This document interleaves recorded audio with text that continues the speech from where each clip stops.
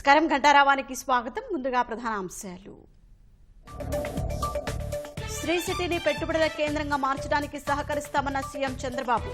అత్యుత్తమ ఎకనామిక్ జోన్గా చేయడమే లక్ష్యమని వెల్లడి. రాష్ట్రంలో భారీ పెట్టుబడులు పెట్టేందుకు ఫాక్స్కాన్ సంసిద్ధత. మ్యానుఫ్యాక్చరింగ్ సిటీ నిర్మించాలని లోకేష్ వినతి.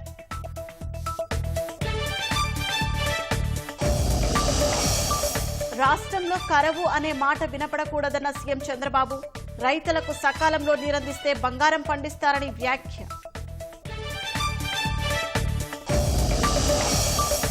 ఈ నెల 23న పంచాయతీల్లో గ్రామ సభల నిర్వహణ. విధి విధానాలపై అధికారులకు పవన్ దిశానిర్దేశం.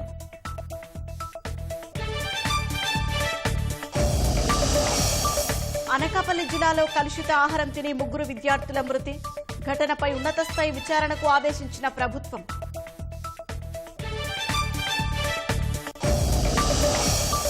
కోల్కతా వైద్యురాలి శవ పరీక్ష నివేదికలో భయానక వివరాలు.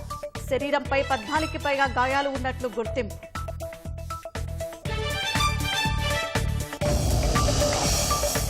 దేశవ్యాప్తంగా ఘనంగా రక్షాబంధన్ వేడుకలు. అనేక చోట్ల ప్రజాప్రతినిధులకు రాఖీలు కట్టిన మహిళలు.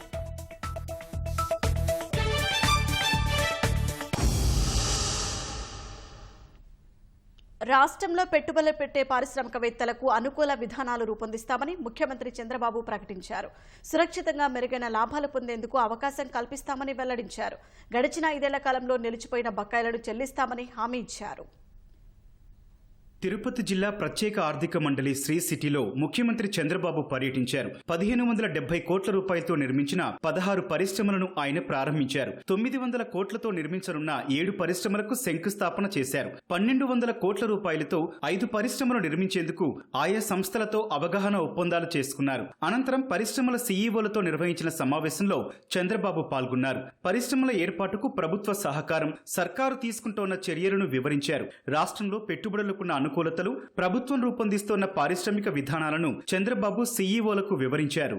పెట్టుబడులకు ఆంధ్రప్రదేశ్ అనువైన ప్రాంతమని ముఖ్యమంత్రి చంద్రబాబు కంపెనీల సీఈఓలకు తెలిపారు. శ్రీ సిటీని ఉత్తమ పెట్టుబడుల కేంద్రంగా మార్చడానికి పూర్తి సహకారం అందిస్తామన్నారు. Always this area is very interesting area. One side Chennai, another side Nellore, Krishnapatnam, third side is Tirupati. These 3 places are also very important places. Chennai always 55 kilometers from here, and also Krishnapatnam, Nellore, you are having one of the best port. Chennai there is a port, Krishnapatnam there is a port, Tirupati one of the best city emerging because of Lord Balaji. So these are all again very, very excellent land. Educational institutions, we can add some more for human resource development. All these things are available. So we wanted to work here to make one of the best economic zone you may not find anywhere.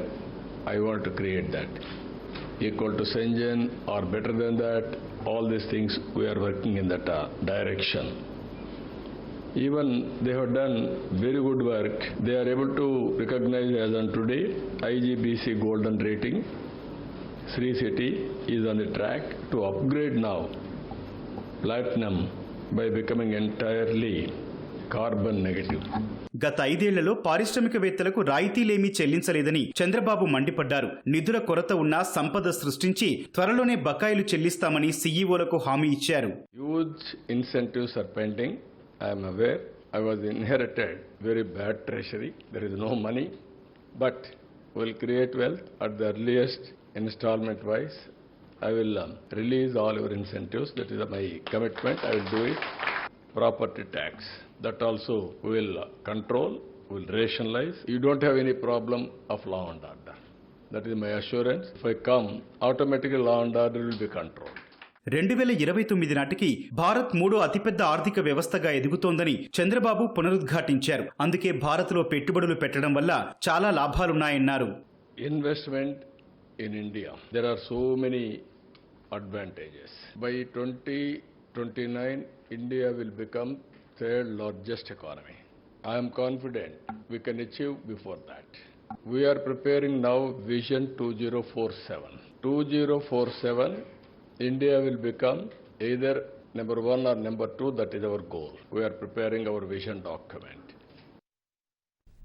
రాష్ట్రంలో భారీ పెట్టుబడులకు Foxconn సంసిద్ధత తెలిపింది. Electronic వాహనాలు, semi కండక్టర్లు, digital health, manufacturing components తయారీ ప్లాంట్ల ఏర్పాటుకు సుముఖంగా ఉన్నట్లు సంస్థ ప్రతినిధులు వెల్లడించారు. పెద్ద ఎత్తున పెట్టుబడులతో యువతకు ఉద్యోగాలు ఇచ్చేందుకు ఫాక్స్కాన్ సూత్రప్రాయంగా అంగీకరించింది. ఉండవల్లిలో ఫాక్స్కాన్ ప్రతినిధుల బృందంతో సమావేశమైన మంత్రి లోకేష్ మెగా మ్యానుఫ్యాక్చరింగ్ సిటీ నిర్మాణంపై చర్చించారు. రాష్ట్రంలో పెట్టుబడులకున్న అవకాశాలను లోకేష్ వివరించారు. దేశంలో ఏ రాష్ట్రంలో లేని విధంగా ఈవీ ఎలక్ట్రానిక్ పాలసీలు తీసుకురాబోతున్నట్లు చెప్పారు.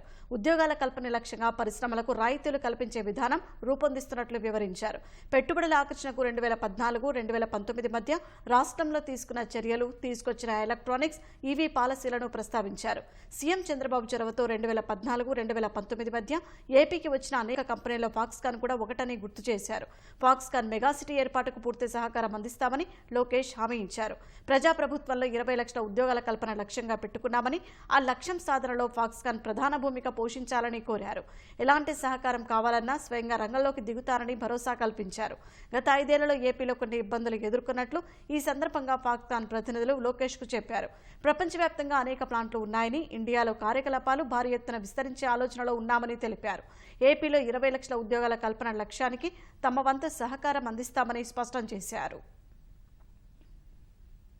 రాష్ట్రంలో కరువు అనే మాట వినపడకూడదని సీఎం చంద్రబాబు స్పష్టం చేశారు. నదుల అనుసంధానం ద్వారా కరువు అనే మాటను రూపుమాపుతామని చెప్పారు.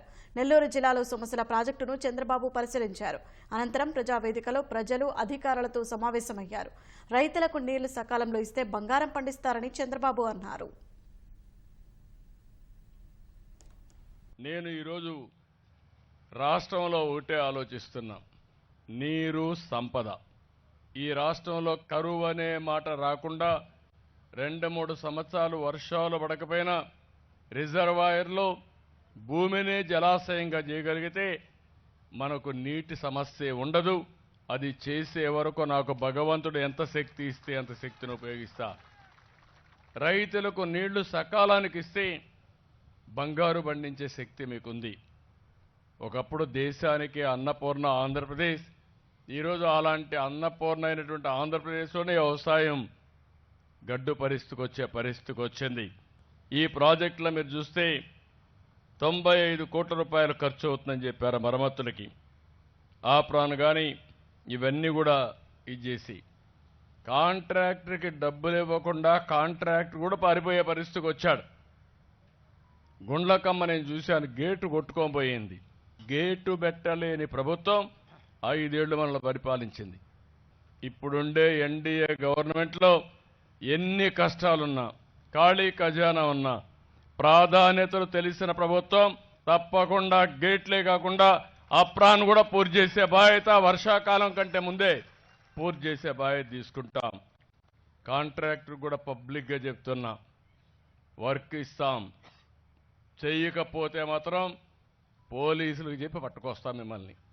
రెండోది ఇంజనీర్లు, మళ్ళీ చెప్తున్నా, పాత రోజులు మర్చిపోండి.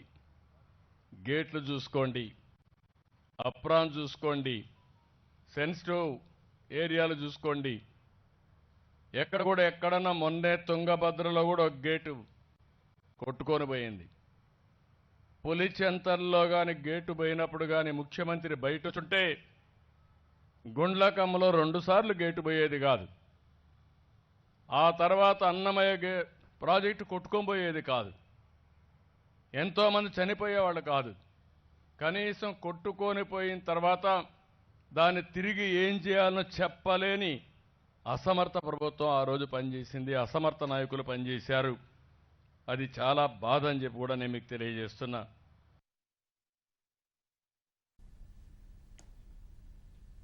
అనకాపల్లి జిల్లాలో చిన్నారులను కలుషిత ఆహారం కాటేసింది. ఓ మత సంస్థ ఆధ్వర్యంలో నడుస్తున్న వసతి గృహంలో 2 రోజుల క్రితం విద్యార్థులు అస్వస్థకు గురికాగా ఇవాళ 3 చనిపోయారు. వారిలో 2 బాలికలు, 1 బాలుడు ఉన్నారు. మెరుగైన వైద్యం కోసం నర్సీపట్నం నుంచి 14 మందిని విశాఖ కేజీహెచ్కు తరలించగా ఒకరి పరిస్థితి విషమంగా ఉంది. అనకాపల్లి జిల్లా కోటూరట్ల మండలం కైలాసపట్నంలో కలుషిత ఆహారం చిన్నారులను బలి తీసుకుంది. 2 రోజుల క్రితం ఓ వసతి గృహంలో విద్యార్థులు అస్వస్థకు గురైన ఘటనలో 3 చిన్నారులు మృతి చెందారు. కోటూరట్ల మండలం కైలాసపట్నంలో ఓ మత సంస్థ అల్లూరి సీతారామరాజు జిల్లాలోని చింతపల్లి, కొయ్యూరు, గూడెం కొత్తవేది, పాడేరు, అరకు మండలాలకు చెందిన గిరిజన విద్యార్థులకు వసతి కల్పించి విద్యను అందిస్తోంది. మత సంస్థ ఆధ్వర్యంలో నడుస్తున్న ఈ హాస్టల్లో 1 నుంచి 5వ తరగతి వరకు చదువుతున్న సుమారు 86 మంది పిల్లలు ఉంటున్నారు. చిన్నారులకు శనివారం సాయంత్రం అల్పాహారంగా సమోసాలు, రాత్రి భోజనంలో బిర్యానీ పెట్టారు. అవి తిన్న కాసేపటికే విద్యార్థులు అస్వస్థకు గురై వాంతులు, విరేచనాలు చేసుకున్నారు. తీవ్ర అస్వస్థకు గురైన చిన్నారులను నిర్వాహకులు ఇంటికి పంపించేయడంతో వారి పరిస్థితి విషమంగా మారింది. ఇవాళ చింతపల్లి మండలం నిమ్మలపాలెంకు చెందిన జాషువా, కొయ్యూరు మండలానికి చెందిన భవానీ, చింతపల్లికి చెందిన శ్రద్ధ మృతి చెందారు.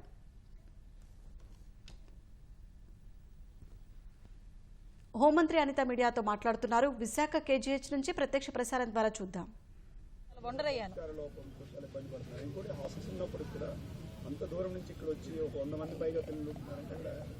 అసలు నేను కూడా చాలా ఆశ్చర్యపడాల్సిన విషయం ఏంటంటే అక్కడ ఒక హాస్టల్ నడుపుతున్నారు ఇలాగ ఒక ట్రైబ్ సంబంధించి అన్న విషయం కూడా చాలా మందికి తెలియదు.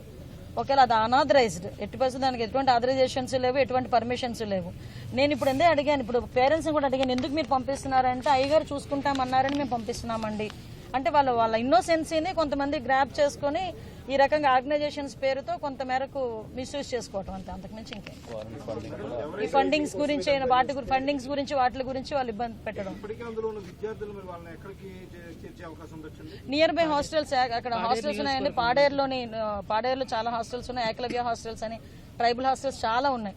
ఇదే కాకుండా ఈ రోజు మేము ఇమీడియట్ గా ఎక్కడైతే ఇలాంటి ఆర్గనైజేషన్స్ కానీ నడుపుతున్నారో అవన్నీ కూడా ట్రేస్ అవుట్ చేయడం జరిగింది. నాకు కలెక్టర్ గారు చెప్పడం ఏంటంటే కోటపాడు దగ్గర ఒక 2 ఉన్నాయన్నారు. ఇమీడియట్ గా వాటిని క్లోజ్ చేయించి అందులో ఉన్న పిల్లలందరినీ కూడా నియర్ బై హాస్టల్స్ కి మేము పంపించి ఏర్పాటు చేస్తాం. ఎక్కడా కూడా అనాథరైజ్డ్ గా ఇలాంటి హాస్టల్ నడపడానికి ఎట్టి పరిస్థితులను వీలు లేదు. అటువంటి పరిస్థితి ఇమీడియట్ గా కలెక్టర్స్ అందరూ ఇక్కడ మన వైజాగ్ కలెక్టర్ గారితో, ఏఎస్ఆర్ కలెక్టర్ గారితో, అదేవిధంగా అనకాపల్లి కలెక్టర్ గారు ముగ్గురుతోనే మాట్లాడాం. ముగ్గురికి కూడా ఇన్స్ట్రక్షన్స్ ఇవ్వడం జరిగింది. ఇలాంటి హాస్టల్స్ ఎవరైనా ఐడెంటిఫై చేస్తే కనుక ఇమీడియట్ గా క్లోజ్ చేయండి, ఆ పిల్లలకి ఎక్కడ ఇబ్బంది లేకుండా నియర్ బై హాస్టల్స్ కి జాయిన్ చేయండి అని కూడా మేము ఆర్డర్స్ ఇచ్చాము.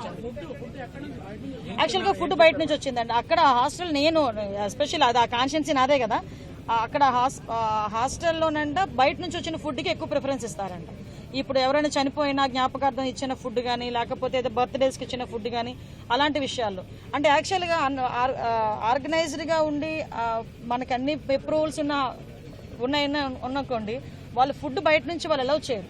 మనం అమౌంట్ ఇస్తాము, వాళ్ళు ఫుడ్ వాళ్ళు ప్రిపేర్ చేసుకుంటారు. ఫర్ ఎగ్జాంపుల్ ఇక్కడ చాలా అనాథాశ్రమాలు ఉన్నాయి.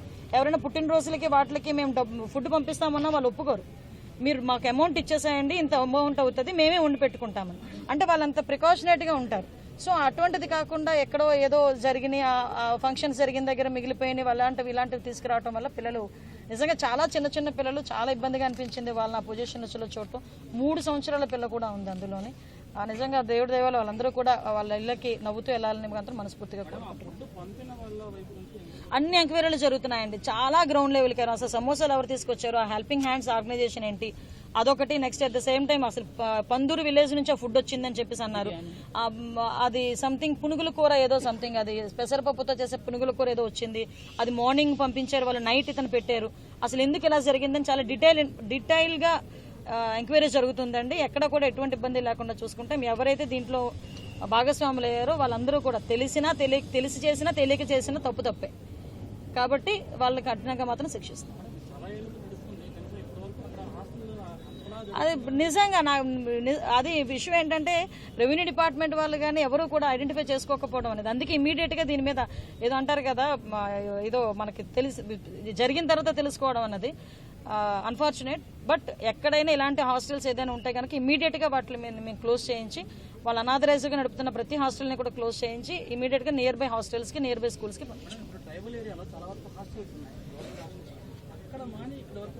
అంటే నేను ఒక ఆవిడతో మాట్లాడానండి. అక్కడ వాళ్ళు ఎలా చెప్తున్నారంటే అక్కడ గనక ఉంటే మా పిల్లలు తాగుడికి బానిసైపోతారు, గంజాయికి బానిసైపోతారు, మా దగ్గరికి పంపిస్తే మేము జాగ్రత్తగా చూసుకుంటాము, కాబట్టి మా దగ్గరికి పంపించండి, ఇలాంటి మాటలన్నీ మాట్లాడి కొంచెం మోటివేట్ చేసి వాళ్ళని మతపరమైన బోధనలు చేసి వాళ్ళని తీసుకొచ్చి వాళ్ళని ఒక పొజిషన్లో పెట్టి కోర్స్ తర్వాత వాళ్ళు ఏం చేస్తారు, ఏ ఫండింగ్ చేస్తారు, ఫారెన్ ఫండింగ్ వెళ్తారా లేకపోతే ఏదైనా అదర్ దాన్ ఫండింగ్కి వెళ్తారా అన్నది తర్వాత విషయం. వీళ్ళ దగ్గర ఎప్పుడైతే ఇది ఒక బిజినెస్, జస్ట్ లైక్ ఇది ఒక బిజినెస్, ఆ తల్లిదండ్రుల దగ్గర డబ్బులు తీసుకోవట్లేదు, వాళ్ళు కంప్లీట్గా బాగా ట్రైబ్ ఏరియాస్లో ఉన్న వాళ్ళు. సో వాళ్ళకి కూడా పిల్లలు బాగుపడాలి అన్న ధ్యాసతో అమాయకత్వంతో వాళ్ళు ఇలా పంపించడం జరిగింది. ఎంక్వైరీ చేస్తున్నామండి, ఆ ఎంక్వైరీ కూడా చేస్తున్నాం, ఆ ఎంక్వైరీ కూడా జరుగుతుంది. అదే చెప్తున్నానండి, ఇమీడియట్ కంపల్సరీ కాన్సన్ట్రేట్ చేయాలండి, కంపల్సరీగా కాన్సన్ట్రేట్ చేయాలి. అందుకే దాని మీద డీటెయిల్ గా ఎంక్వైరీ చేయమని చెప్పేసి సమగ్ర విచారణ జరిపించాలని గౌరవ చంద్రబాబు నాయుడు గారు కూడా ఆదేశాలు ఇవ్వడం జరిగింది. దీన్ని కంటిన్యూ అంటే డే ఫస్ట్ నుంచి అంటే ఒక మానిటరింగ్ ఎలా చేస్తారు ఒక అడ్మినిస్ట్రేషన్ తెలిసిన వ్యక్తి అని చెప్పడానికి, ఉదయం ఇన్సిడెంట్ జరిగిందని సంగతి తెలిసిన దగ్గర నుంచి ఇప్పటి వరకు కూడా ఎప్పుడు ఏది జరుగుతుంది అన్నది కంటిన్యూయింగ్ మానిటరింగ్ లో ఉండి ఒక గ్రూప్ క్రియేట్ చేసి ఎక్కడ 90 మంది, మీరు నమ్మరండి, 92 మంది పిల్లలు, అందులో 82 మంది దీనికి ఎఫెక్ట్ అయ్యారు. ఎఫెక్ట్ అయిన పిల్లలు ఒక్కొక్కరు ఒక్కొక్క ప్లేస్, ఆ కొండ ప్రాంతాల్లో ఒక గ్రామం ఒక కొండ మీద ఉంటుంది, ఇంకో ప్రాంతం ఇంకో కొండ మీద ఉంటుంది. అటువంటి ప్లేసుల్లో ఉన్న ప్రతి పిల్లోడిని కూడా ట్రేస్ అవుట్ చేశారు department, revenue department, police department కలిపి. మనం ఆ విషయంలో అప్రిషియేట్ చేయాలి. లోకేష్ గారు అయితే కంటిన్యూ మానిటర్ చేశారు, అసలు ఎందుకు ఇలా జరగాలని చెప్పి కంటిన్యూ మానిటర్ చేసి మొత్తం ఎంతమంది అయితే పిల్లలు ఎఫెక్ట్ అయ్యారు అంతమంది పిల్లలు దొరికిన తర్వాత ఒక్కొక్కరు ఎక్కడ ఉన్నారు, వాళ్ళు మెడికల్ పొజిషన్స్ ఏంటి, వాళ్ళ హెల్త్ పొజిషన్స్ ఏంటి, వాళ్ళకి ఏ మెడికల్ సైడ్ ఏ ప్రాబ్లమ్స్ ఉన్నాయి వాళ్ళకి, ఇవన్నీ కూడా క్లియర్ కట్గా చూసుకొని ఈరోజు ఒక పిక్చర్ తీసుకొచ్చాం ఈరోజు. కాబట్టి ఆల్రెడీ లాస్ అయింది, 3 లాస్ అయ్యాం మనం, దురదృష్టవశాస్తు ఇంకా ఫర్దర్గా జరగకుండా ఉండడానికి ప్రయత్నం చేస్తున్నాం.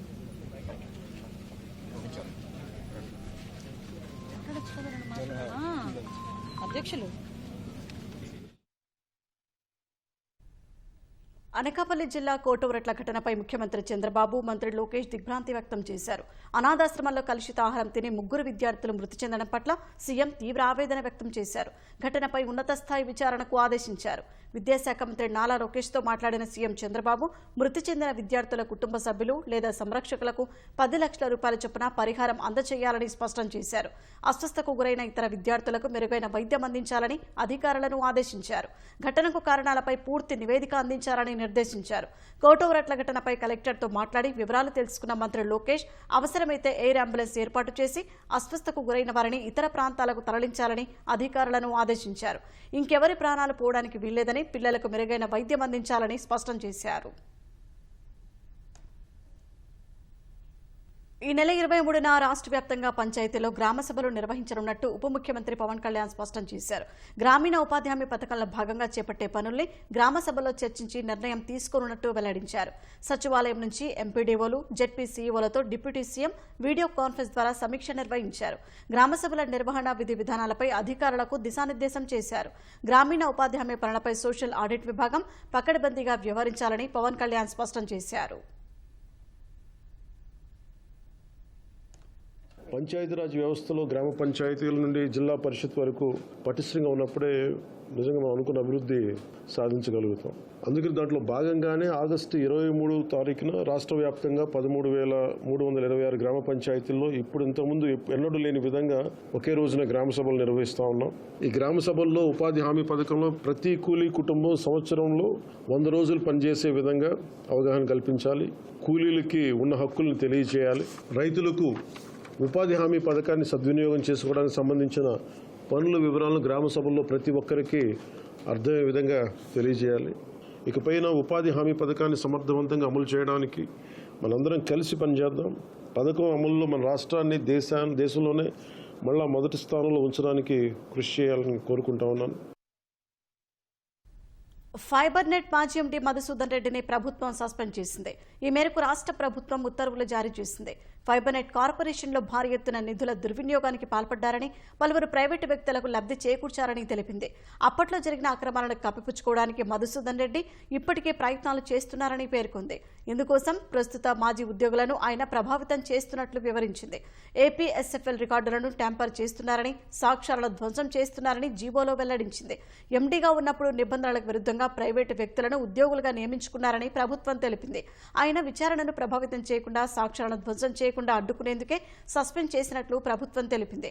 అలాగే కేంద్ర సర్వీసు నిబంధనలను మధుసూదన్ రెడ్డి ఉల్లంఘించినట్టు ప్రభుత్వం స్పష్టం చేసింది. సస్పెన్షన్కు గురైన మధుసూదన్ రెడ్డి హెడ్ క్వార్టర్స్ అమరావతిని విడిచి వెళ్లరాదని నిర్దేశించింది.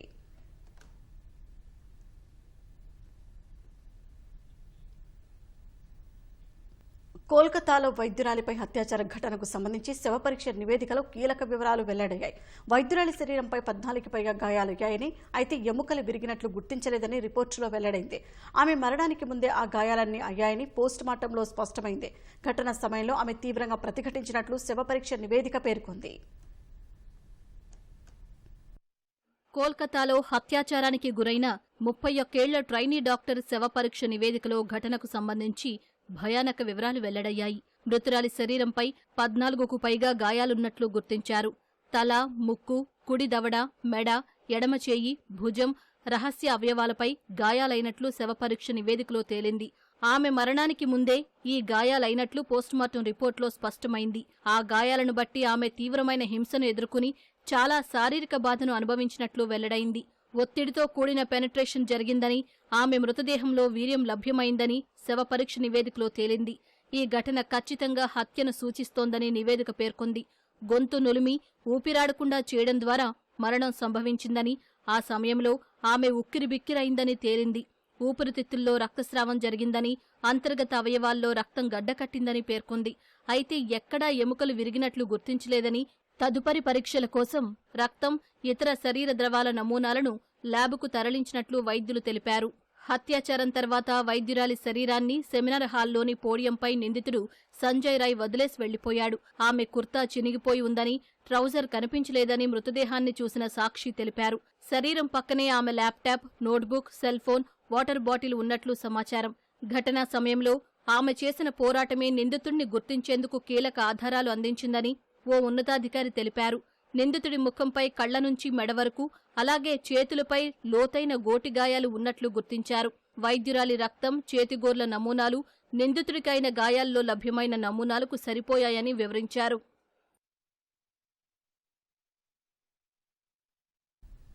ముడా భూకుంభకోణం వ్యవహారంలో కర్ణాటక ముఖ్యమంత్రి సిద్ధరామయ్యకు భారీ ఊరట లభించింది. ఆ వ్యవహారంలో ట్రయల్ కోర్టు వెంటనే చర్యలు తీసుకోవద్దని కర్ణాటక హైకోర్టు ఆదేశించింది. ఆగస్టు 29న ఈ అంశంపై విచారణ చేపడతామని, అప్పటి వరకు మధ్యంతర ఉపశమనం అమల్లో ఉంటుందని కోర్టు స్పష్టం చేసింది. అంతకుముందు ఈ వ్యవహారంలో తనను విచారించేందుకు గవర్నర్ థావర్చంద్ గెహ్లోట్ అనుమతించడాన్ని సీఎం హైకోర్టులో సవాల్ చేశారు. గవర్నర్ చర్య అక్రమమని, చట్టంలో అలాంటి అధికారం లేదని వాదించారు. ఇది తన ప్రతిష్టను కోలుకోలేని విధంగా దెబ్బతీస్తుందని, రాష్ట్రంలో పరిపాలన అంతరాయం కలిగించి రాజకీయ అస్థిరతకు దారితీస్తుందన్నారు. వాదనలు విన్న న్యాయమూర్తి జస్టిస్ హేమంత్ చందన్ గౌడ ఈ వ్యవహారంలో తక్షణ చర్యలు తీసుకోవద్దని ఆదేశించారు. కోర్టు విచారణకు ముందు మీడియాతో మాట్లాడిన సీఎం తన 40 ఏళ్ల రాజకీయ జీవితంలో ఎన్నడూ తప్పు చేయలేదని, భవిష్యత్తులోనూ చేయబోనని చెప్పారు. మహారాష్ట్ర, జార్ఖండ్, ఢిల్లీ మాదిరిగా కర్ణాటక ప్రభుత్వాన్ని అస్థిరపరిచేందుకు, తన ప్రతిష్టను దెబ్బతీసేందుకు బీజేపీ కుట్ర పన్ని గవర్నర్తో ఆదేశాలు ఇప్పించిందని ఆరోపించారు.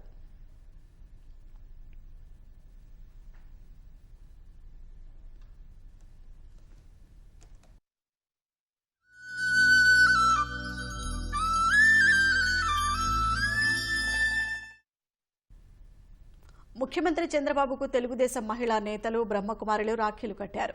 రాఖీ పౌర్ణమి సందర్భంగా ఉండవల్లి నివాసంలో చంద్రబాబును కలిసిన మాజీ మంత్రి పీతల సుజాత, మాజీ జెడ్పీ చైర్పర్సన్ గద్దె అనురాధ, టీడీపీ డ్వాక్రా అంగన్వాడీ విభాగం రాష్ట్ర అధ్యక్షురాలు ఆచంట సునీత, ఖమ్మంపాటి శిరీష రాఖీలు కట్టారు.